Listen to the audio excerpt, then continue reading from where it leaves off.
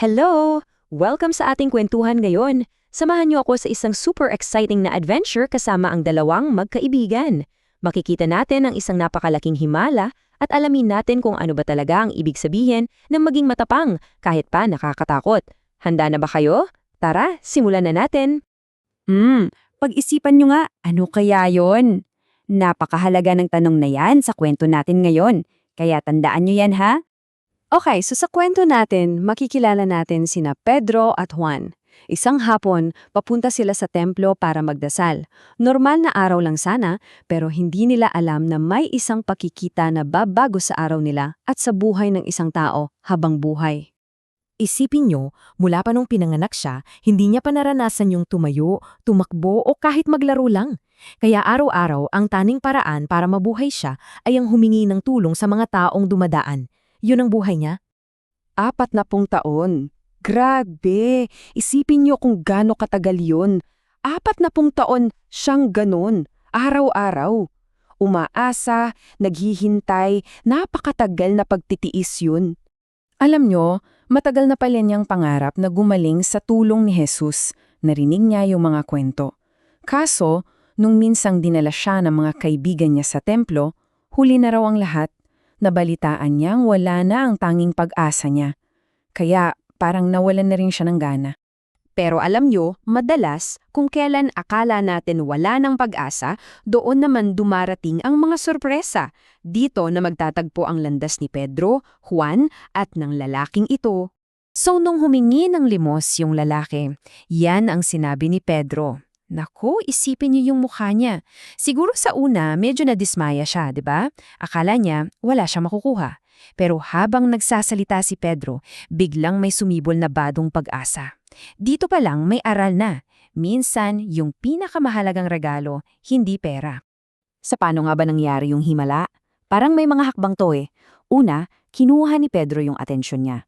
Siyempre, umasa yung lalaki na may barya. Pero imbes na pera, isang makapangyarihang utos ang binitawan ni Pedro. Tapos, hinawakan niya yung kamay at tinulungang tumayo. Ang ganda ng mga pangyayari, di ba? At sa isang iglap lang, boom! Biglang-bigla, lumakas yung mga paa at bukong-bukong niya. Sa unang pagkakataon sa buong buhay niya, nakatayo siya. At hindi lang siya naglakad ha, lumundag-lundag pa siya sa sobrang tuwa habang sumisigaw ng papuri sa Diyos. Imagine yung saya niya. Nakita siya ng lahat ng tao.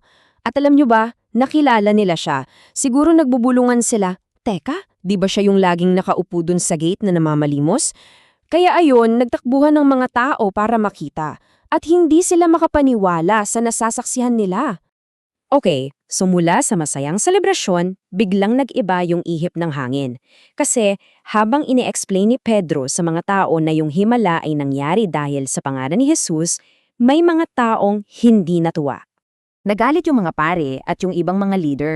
Bakit kaya? Kasi habang nagtuturo sina Pedro at Juan tungkol kay Jesus at sa muling pagkakabuhay, parang sinasabi na rin nila na mali yung mga paniniwala ng mga leaders na to. At syempre, ayaw na ayaw nila yon.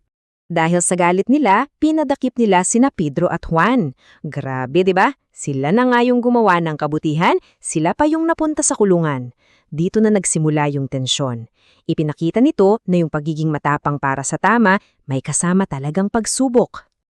Kinabukasan, dinala na sila sa harap ng mga pinuno, para silang nasa korte. Dito, makikita natin yung napakalaking pagbabago kay Pedro. Ito na yung pagkakataon niyang ipakita ang bago niyang tapang. Kung natatandaan niyo, si Pedro din yung dating sobrang natakot at 3 beses pa niyang sinabing hindi niya kilala si Jesus. Pero ngayon, iba na siya. Dahil puno siya ng banal na espiritu, handa na siyang manindigan. At yan ang isa pang magandang aral. Yung mga dati nating pagkakamali, hindi yun hadlang para magbago tayo at maging matapang para sa tama. Yan ang direktang tanong sa kanila. Ang gusto talaga ng mga pinuno, takutin sila.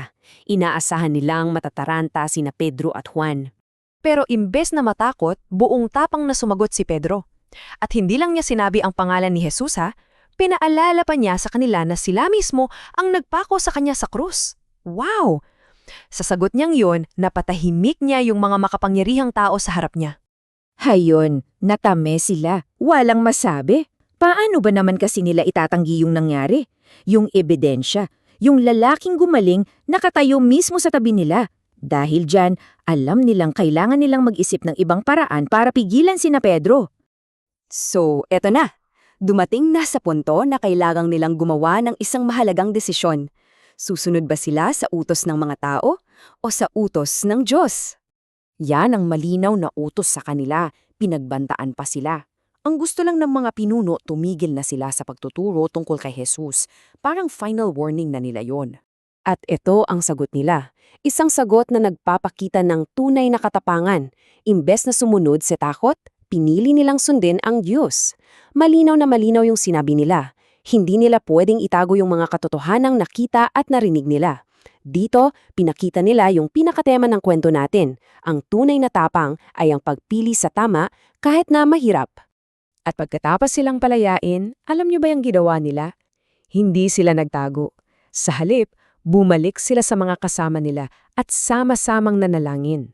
At ang dasal nila, hindi para sa kaligtasan, kundi para sa mas matindi pang tapang para magpatuloy.